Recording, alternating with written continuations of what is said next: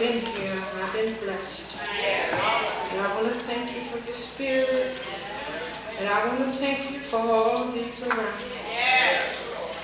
And then, Father, when we did all we can do, we ask you to see us in our kingdom, and we can praise you forever.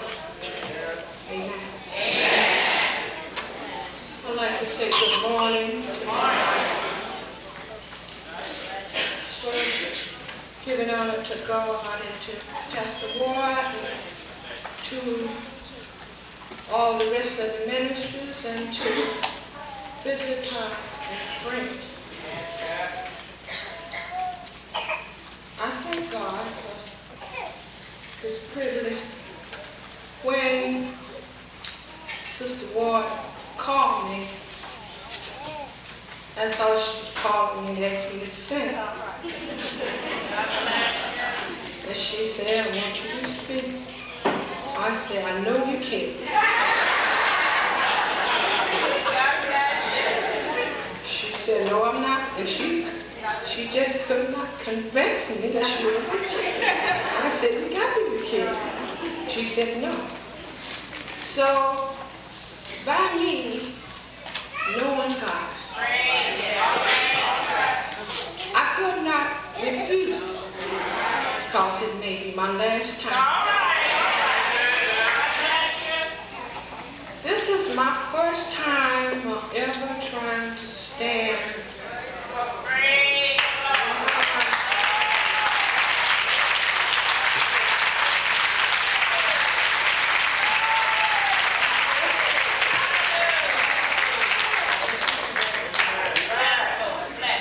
In front of a group of people and tried to make a speech. I never did this before. I have talked a little at home, but you know anybody can talk at home.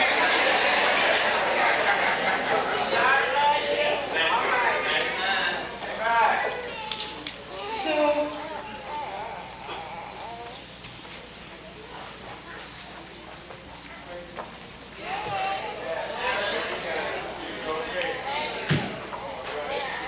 our theme for today is committed to service to the Lord.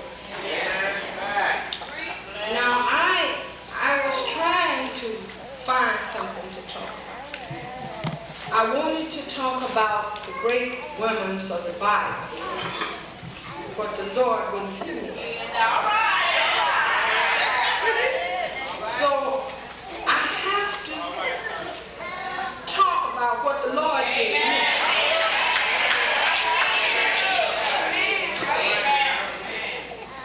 To be committed to the service of the Lord, you have to be born again.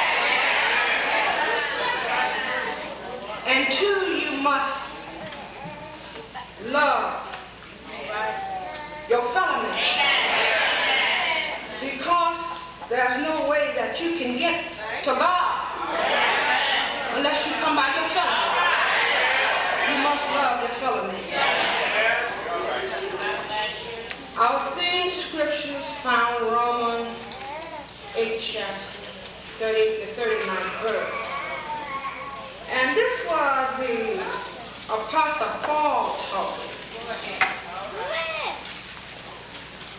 Paul was it gave me a great lift when I read the scripture, because coming up as a child, he was one of the first characters that I had ever learned about in the Bible. Although, you know, I learned about Jesus, but I don't consider Jesus as a character, an individual.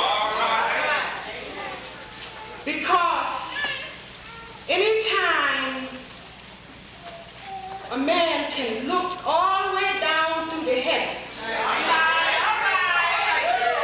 and tell man it's time to go to sleep, and man will fall asleep. And then he come back again and say, I want you to wake up.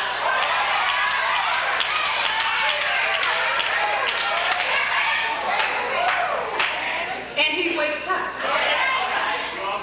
I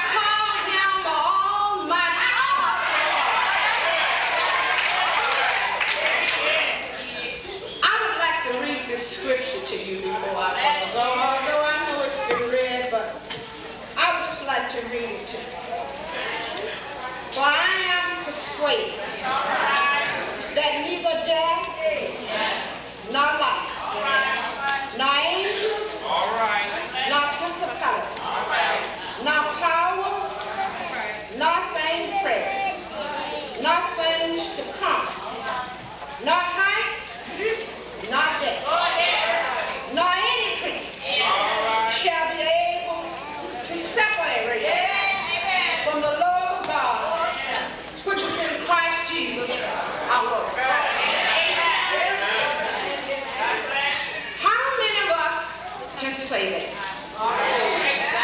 All of us can say that, but how many of us really mean it? Or really know what you're talking about? You see that John Mark was with Paul at one time, and I believe that he had a good intention of going through. But when things got hard, he turned around.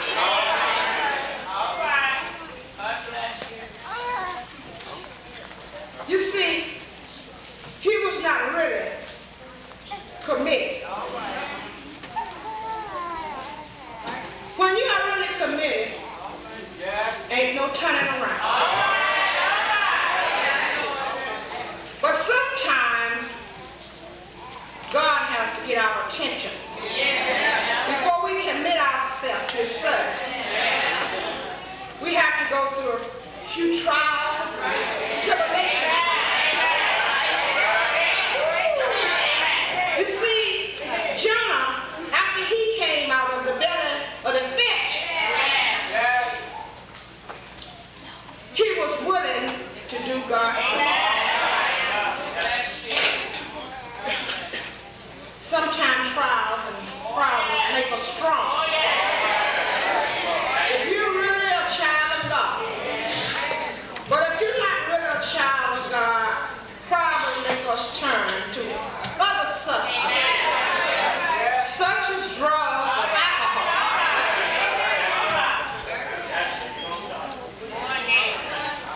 And sometimes even end up committing suicide.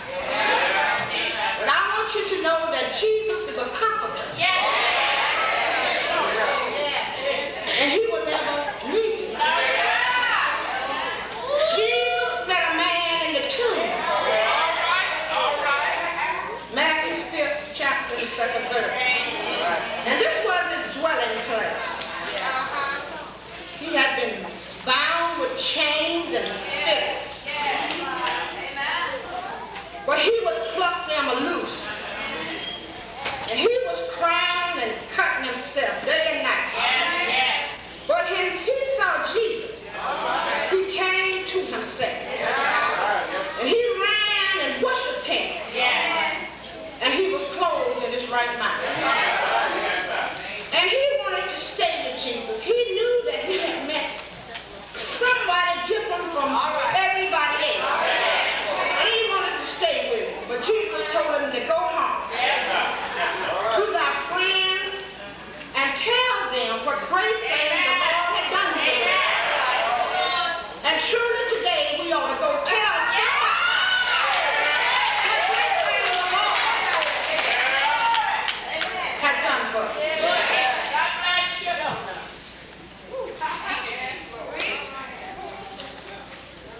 So you see that you should be willing to do all that you can for the Lord. The singing writer said that nothing should separate us from the love of God. You just can't walk in the church and sit down and say nothing should separate us. You got to do something to find out that nothing should separate us.